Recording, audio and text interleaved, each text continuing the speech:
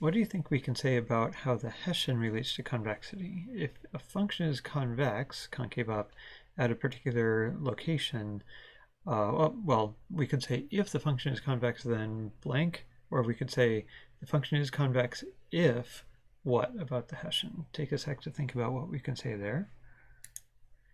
Well, we might say if the Hessian is positive semi-definite, because we already talked about how being positive semi-definite is a necessary condition for being a local minimum.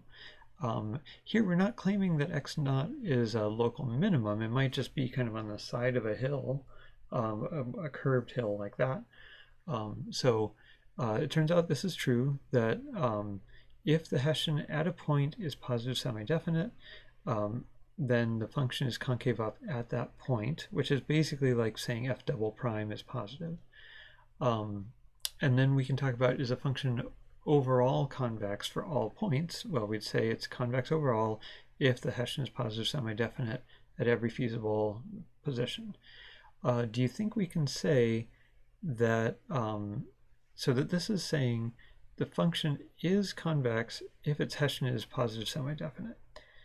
Do you think that rules out any problems? Like, can you say, are there any convex functions, so they're convex overall, that don't always have a positive semi-definite Hessian?